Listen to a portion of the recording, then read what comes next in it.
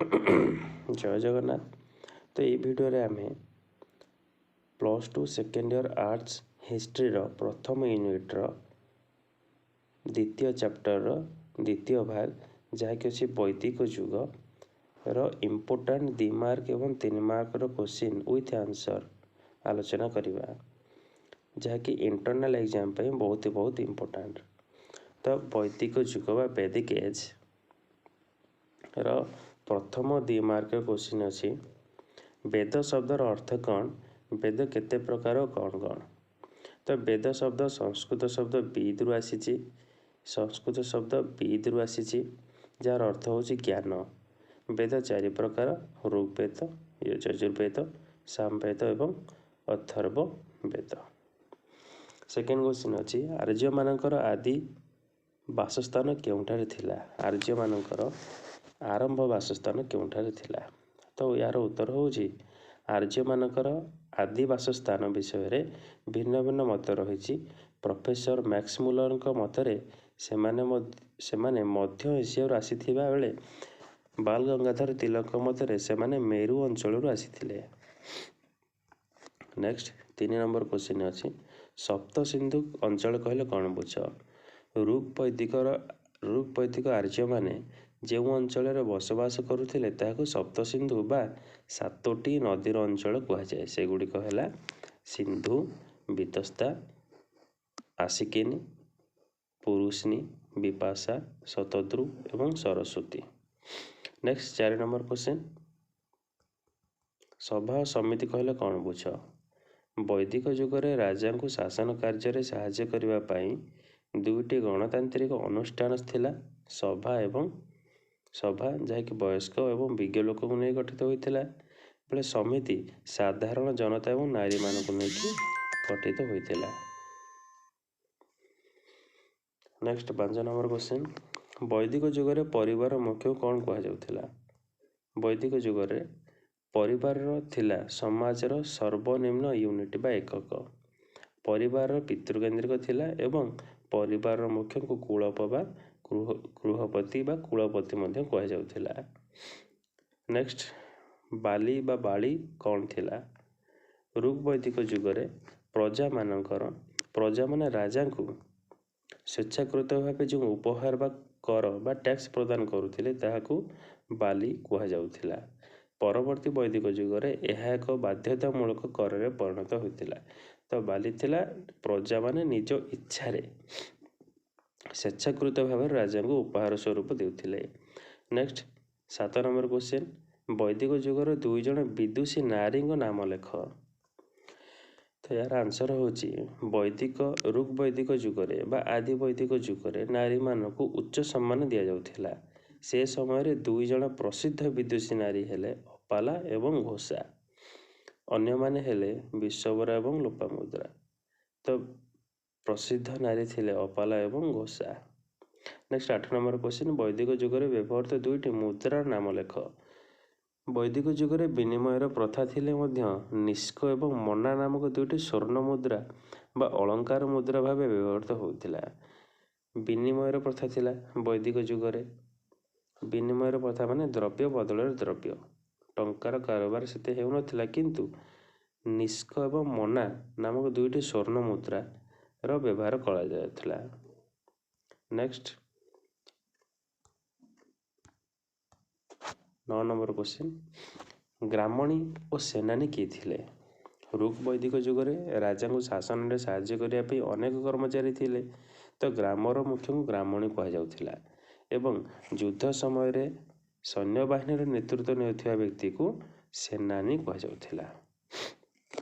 Next 10 number question परवर्ती वैदिक जुगरे 2टी प्रसिद्ध यज्ञर नाम लेख। परवर्ती वैदिक जुगरे राजा माने निजर क्षमता प्रदर्शन करने अनेक गुड़ाए बहुत व्ययबहुल यज्ञ मान करुथिले। परवर्ती वैदिक जुगर राजा माने निजर शक्ति और साम्राज्य विस्तार पाई अश्वमेध यज्ञ करुथिले एवं राजस्व यज्ञ करुथिले। सामाजिक जीवन एवं नारीर स्थान विषय देखिबा। 11 नंबर क्वेश्चन ऋग्वैदिक जुगर खाद्यपेय किपरि थिला। ଆର୍ଯ୍ୟମାନଙ୍କର ମୁଖ୍ୟ ଖାଦ୍ୟ ଥିଲା ଗହମ, ବାର୍ଲି, କ୍ଷୀର ଏବଂ ଘିଅ। ସେମାନେ ବିଭିନ୍ନ ଫଳମୂଳ ମଧ୍ୟ ଆହାର ରୂପେ ଉତ୍ସବ ସମୟରେ ସେମାନେ ବ୍ୟବହାର କରୁଥିଲେ। ତା ସହିତ ସେମାନେ ସୋମରସ ନାମକ ଏକ ପାନୀୟ ମଧ୍ୟ ବ୍ୟବହାର କରୁଥିଲେ। Next 12 number question. ପରବର୍ତ୍ତୀ ବୈଦିକ ଯୁଗରେ ନାରୀମାନଙ୍କ ସ୍ଥିତି କିପରି ଥିଲା?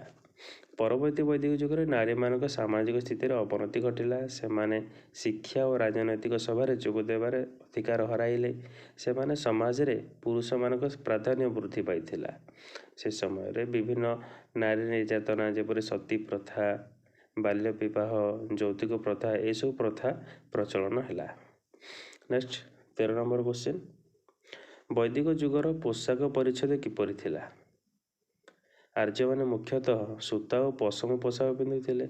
ସେମାନଙ୍କ ପୋଷାକ 3 ଭାଗରେ ବିଭକ୍ତ ଥିଲା, ଯେପରିକି ନିଭି ଅଣ୍ଟା ତଳକୁ ରହୁଥିବା ବସ୍ତ୍ରକୁ କୁହାଯାଉଥିଲା, ବାସ ଶରୀରର ମଧ୍ୟଭାଗ ବା ଅଣ୍ଟା ଉପରକୁ ଥିବା ବସ୍ତ୍ରକୁ କୁହାଯାଉଥିଲା ଏବଂ ଅଧିବାସ ଯାହାକି ସେମାନେ ଉତ୍ତରୀୟ ରୂପେ ଉପର ଭାଗରେ ଘୋଡ଼ାଇ ରହିବା, ଯାହାକୁ ଓନି ବା ଉତ୍ତରୀୟ ରୂପରେ ବ୍ୟବହାର କରୁଥିଲେ, ତାହାକୁ ଅଧିବାସ କୁହାଯାଉଥିଲା। Next 14 number question.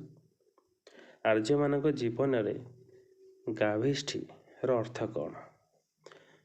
ଆର୍ଯ୍ୟମାନଙ୍କ ଜୀବନରେ ଗାଭିଷ୍ଠୀ ଶବ୍ଦର ଅର୍ଥ କ'ଣ? ଋଗ୍ ବୈଦିକ ଆର୍ଯ୍ୟମାନଙ୍କ ପାଇଁ ଗାଈ ଥିଲା ସବୁଠାରୁ ମୂଲ୍ୟବାନ ସମ୍ପତ୍ତି। ଗାଈ ପାଇଁ ହେଉଥିବା ଯୁଦ୍ଧକୁ ଗାଭିଷ୍ଠୀ କୁହାଯାଉଥିଲା।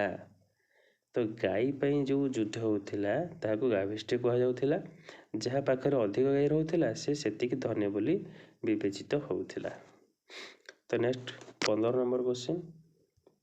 ପରବର୍ତ୍ତୀ ବୈଦିକ ଯୁଗରେ କୃଷିର ସ୍ଥିତି କ'ଣ ଥିଲା? ପରବର୍ତ୍ତୀ ବୈଦିକ ଯୁଗରେ ଲୁହାର ବ୍ୟବହାର ଯୋଗୁଁ କୃଷି କ୍ଷେତ୍ରରେ ବଡ଼ ପରିବର୍ତ୍ତନ ଆସିଥିଲା। ଲୋକମାନେ ଲୁହା ଲଙ୍ଗଳ ସାହାଯ୍ୟରେ ଗଭୀର ଚାଷ କରିପାରିଲେ, ଯାହାଫଳରେ ଧାନ, ଗହମ, ମଟର ଉତ୍ପାଦନ ବୃଦ୍ଧି ପାଇଲା। Next 16 number question. ବୈଦିକ ଯୁଗରେ ବିନିମୟ ପ୍ରଥା କ'ଣ ଥିଲା? ବୈଦିକ ଯୁଗରେ ମୁଦ୍ରାର ବହୁଳ ପ୍ରଚଳନ ନଥିବାରୁ ଜିନିଷ ବଦଳରେ ଜିନିଷ ଦେବା ନେବା କରାଯାଉଥିଲା।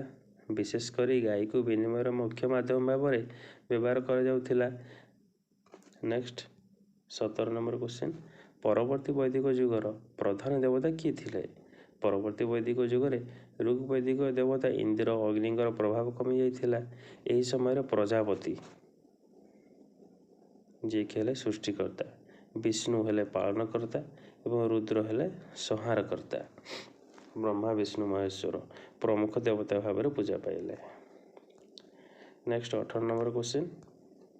ପଞ୍ଚମହାଯଜ୍ଞ କ'ଣ? ପରବର୍ତ୍ତୀ ବୈଦିକ ଯୁଗରେ ପ୍ରତ୍ୟେକ ଗୃହସ୍ଥ 5ଟି ଦୈନନ୍ଦିନ ଯଜ୍ଞ କରିବା ପାଇଁ ବାଧ୍ୟତାମୂଳକ ଥିଲା। ସେଗୁଡ଼ିକୁ ହେଲା ବ୍ରହ୍ମଯଜ୍ଞ, ଦେବଯଜ୍ଞ, ପିତୃଯଜ୍ଞ, ଭୂତଯଜ୍ଞ ଏବଂ ନୃଯଜ୍ଞ। ତ ଏଇଟା ଟିକେ ଆଉଟ୍ ଅଫ୍ ସିଲାବସ୍ କ୍ୱେଶ୍ଚିନ୍, ଖାଲି ଜାଣିଥାଅ। ତାପରେ 3 ମାର୍କ ବିଶିଷ୍ଟ କ୍ୱେଶ୍ଚିନ୍ ଆମେ ଆଲୋଚନା କରିବା। ପ୍ରଥମ କ୍ୱେଶ୍ଚିନ୍ ଅଛି ଋଗ୍ ବୈଦିକ ସମାଜରେ ନାରୀର ସ୍ଥାନ କିପରି ଥିଲା? Very very important question. Rig ବୈଦିକ ଯୁଗରେ ନାରୀମାନେ ସମାଜରେ ସମ୍ମାନଜନକ ସ୍ଥାନ ଅଧିକାର କରିଥିଲେ। ଋଗ୍ ବୈଦିକ ଯୁଗରେ ନାରୀମାନେ ସମାଜରେ ସମ୍ମାନଜନକ ସ୍ଥାନ ଅଧିକାର କରିଥିଲେ। ସେମାନଙ୍କୁ ପୁରୁଷମାନଙ୍କ ସହିତ ସମାନ ଅଧିକାର ଦିଆଯାଉଥିଲା ଏବଂ ସେମାନେ ଶିକ୍ଷା ଲାଭ କରିପାରୁଥିଲେ। ସେମାନେ ଧାର୍ମିକ କାର୍ଯ୍ୟ ଏବଂ ସଭା ସମିତି ଭଳି ରାଜନୈତିକ ଅନୁଷ୍ଠାନରେ ମଧ୍ୟ ଯୋଗ ଦେଇପାରୁଥିଲେ। ସେ ସମୟରେ ବାଲ୍ୟ ବିବାହ ପ୍ରଥା ନଥିଲା ଏବଂ ବିଧବା ବିବାହ ପ୍ରଚଳିତ ଥିଲା। ତ ଇଏ ଥିଲା ଆଦି ବୈଦିକ ଯୁଗର ନାରୀମାନଙ୍କ ଅବସ୍ଥା। କିନ୍ତୁ ଯେହେତୁ ଋଗ୍ ବୈଦିକ ଯୁଗରେ ମଧ୍ୟ ଋଗ୍ ବୈଦିକ ଯୁଗ ମଧ୍ୟ ଆଦି ବୈଦିକ ଯୁଗ କୁହାଯାଏ। ତାପରେ 2 ନମ୍ବର କ୍ୱେଶ୍ଚିନ୍ ଅଛି ଚତୁର୍ବର୍ଣ୍ଣ ପ୍ରଥା ଉପରେ ଏକ ସଂକ୍ଷିପ୍ତ ଟିପ୍ପଣୀ ଦିଅ। ଚତୁର୍ବର୍ଣ୍ଣ ପ୍ରଥା ବା ଚତୁରାଶ୍ରମ ପ୍ରଥା, ତାକୁ ଚତୁରାଶ୍ରମ ପ୍ରଥା ମଧ୍ୟ କୁହାଯାଏ। ଚତୁରାଶ୍ରମ ପ୍ରଥା ଋଗ୍ ବୈଦିକ ଯୁଗରେ ଶେଷ ଭାଗରେ ସମାଜ 4 ଭାଗରେ ବିଭକ୍ତ ହେଲା, ଯାହାକୁ ଚତୁର୍ବର୍ଣ୍ଣ କୁହାଯାଏ। ଋଗ୍ବେଦରେ ପୁରୁଷ ସୂକ୍ତର ଏହାର ବର୍ଣ୍ଣନା ହେଉଛି। ଋଗ୍ବେଦରେ ପୁରୁଷ ସୂକ୍ତରେ ଏହାର ବର୍ଣ୍ଣନା ହେଉଛି। 4ଟି ବର୍ଣ୍ଣ ହେଲା ବ୍ରାହ୍ମଣ, ଯେଉଁମାନେ ପୂଜା ପାଠ କରନ୍ତି, କ୍ଷତ୍ରିୟ, ଯେଉଁମାନେ ଯୁଦ୍ଧ ଓ ରକ୍ଷା କରନ୍ତି, ବୈଶ୍ୟ, ଯେଉଁମାନେ କୃଷି ଓ ବାଣିଜ୍ୟ କରନ୍ତି, ଏବଂ ଶୂଦ୍ର, ଯେଉଁମାନେ ଅନ୍ୟ 3 ବର୍ଣ୍ଣର ସେବା କରନ୍ତି। ପ୍ରଥମେ ଏହା ବୃତ୍ତିଭିତ୍ତିକ ଥିଲା, କିନ୍ତୁ ପରବର୍ତ୍ତୀ ସମୟରେ ଏହା ଜନ୍ମଗତ ଏବଂ କଠୋର ହୋଇଗଲା। ତ ଇଏ ଥିଲା ଚତୁର୍ବର୍ଣ୍ଣ ପ୍ରଥା, 4ଟି ବର୍ଣ୍ଣ କଥା। ନେକ୍ସଟ 3 ନମ୍ବର କ୍ୱେଶ୍ଚିନ୍, ବୈଦିକ ଆର୍ଯ୍ୟମାନଙ୍କ ଧାର୍ମିକ ଜୀବନ ବିଷୟରେ ଲେଖ। ଆର୍ଯ୍ୟମାନଙ୍କ ଧର୍ମ ବିଶ୍ୱାସ ମୁଖ୍ୟତଃ ପ୍ରକୃତି ପୂଜା ଉପରେ ଆଲୋଚିତ ଥିଲା। ସେମାନେ ପ୍ରକୃତିର ବିଭିନ୍ନ ଶକ୍ତିକୁ ଦେବତା ଭାବେ ପୂଜା କରୁଥିଲେ, ଯଥା ଇନ୍ଦ୍ର ବର୍ଷାର ଦେବତା, ଅଗ୍ନି, ବରୁଣ ଏବଂ ସୂର୍ଯ୍ୟ ଇତ୍ୟାଦି। ସେମାନଙ୍କ ପ୍ରଧାନ ଦେବତା ଥିଲେ ଇନ୍ଦ୍ର, ଯାହାଙ୍କୁ ପୁରନ୍ଦର ମଧ୍ୟ କୁହାଯାଉଥିଲା। ଯଜ୍ଞ ଏବଂ ସ୍ତୋତ୍ର ପାଠ କରିବା ସେମାନଙ୍କ ଉପାସନାର ମୁଖ୍ୟ ମାଧ୍ୟମ ଥିଲା। ଯଜ୍ଞ କରୁଥିଲେ, ମନ୍ତ୍ର ବା ସ୍ତୋତ୍ର ପାଠ କରୁଥିଲେ। ନେକ୍ସଟ, ଚତୁରାଶ୍ରମ ପ୍ରଥା କହିଲେ କ'ଣ ବୁଝୁଛ? ହଁ, ସେ 4 ବର୍ଣ୍ଣ କଥା ଥିଲା। ସେଟା ପୂର୍ବରୁ ଯେଉଁ କ୍ୱେଶ୍ଚିନ୍ ଆମେ ଦେଖିଲେ ସେ ଥିଲା 4 ବର୍ଣ୍ଣ କଥା, ଚତୁର୍ବର୍ଣ୍ଣ କଥା, କିନ୍ତୁ ଚତୁରାଶ୍ରମ ହେଉଛି ଅଲଗା। ପରବର୍ତ୍ତୀ ବୈଦିକ ଯୁଗରେ ମଣିଷର ଜୀବନକୁ 100 ବର୍ଷ ଧରି 4ଟି ସ୍ତର ବା ଆଶ୍ରମରେ ବିଭକ୍ତ କରାଯାଇଥିଲା। ପ୍ରଥମ ଥିଲା ବ୍ରହ୍ମଚର୍ଯ୍ୟ, ଯେଉଁ ସମୟରେ କି ଗୁରୁକୁଳରେ ରହି ଶିକ୍ଷା ଲାଭ କରିବା। ତାପରେ ଆସିଲା ଗ୍ରାହସ୍ଥ୍ୟ, ବିବାହ କରି ସାଂସାରିକ ଜୀବନ ଅତିବାହିତ କରିବା। ତାପରେ ବାନପ୍ରସ୍ଥ, ସଂସାର ତ୍ୟାଗ କରି ଜଙ୍ଗଲରେ ଧ୍ୟାନ କରିବା। ଏବଂ ଲାଷ୍ଟ ହେଲା ସନ୍ନ୍ୟାସ, ସମସ୍ତ ମାୟା ତ୍ୟାଗ କରି ମୋକ୍ଷ ପ୍ରାପ୍ତି ପାଇଁ ଈଶ୍ୱରଙ୍କୁ ଆରାଧନା କରିବା। ଏଇ 4ଟି ହେଉଛି ଚତୁରାଶ୍ରମ ଅବସ୍ଥା କୁହାଯାଏ। ନେକ୍ସଟ 3 ମାର୍କିଆ କ୍ୱେଶ୍ଚିନ୍ ଇମ୍ପୋର୍ଟାଣ୍ଟ, ପରବର୍ତ୍ତୀ ବୈଦିକ ଯୁଗରେ ରାଜାଙ୍କ କ୍ଷମତା କିପରି ବୃଦ୍ଧି ପାଇଲା? ପରବର୍ତ୍ତୀ ବୈଦିକ ଯୁଗରେ ରାଜନୈତିକ ଅବସ୍ଥାରେ ଅନେକ ପରିବର୍ତ୍ତନ ଆସିଯାଇଥିଲା। ରାଜାଙ୍କ ପଦବୀ ବଂଶାନୁକ୍ରମିକ ହେଲା ଏବଂ ସେ ସମ୍ରାଟ ବା ଏକରାଟ ଭଳି ଉପାଧି ମଧ୍ୟ ଗ୍ରହଣ କଲେ। ନିଜର ଶକ୍ତି ପ୍ରଦର୍ଶନ ପାଇଁ ରାଜାମାନେ ଅଶ୍ୱମେଧ, ରାଜସ୍ୱୟ, ବାଜପେୟ ଯଜ୍ଞ କରୁଥିଲେ। ସଭା ସମିତିର ପ୍ରଭାବ ହ୍ରାସ ପାଇଲା ଏବଂ ରାଜା ଅଧିକ ସ୍ୱେଚ୍ଛାଚାରୀ ହେଲେ। ତ ଇଏ ଥିଲା ପ୍ରମୁଖ 2 ମାର୍କ ଏବଂ 3 ମାର୍କର ଇମ୍ପୋର୍ଟାଣ୍ଟ କ୍ୱେଶ୍ଚିନ୍, ଯାହାକି ଇଣ୍ଟରନାଲ ପରୀକ୍ଷାରେ ଆସିବାର ବହୁତ ଚାନ୍ସ ରହିଛି। ଧନ୍ୟବାଦ।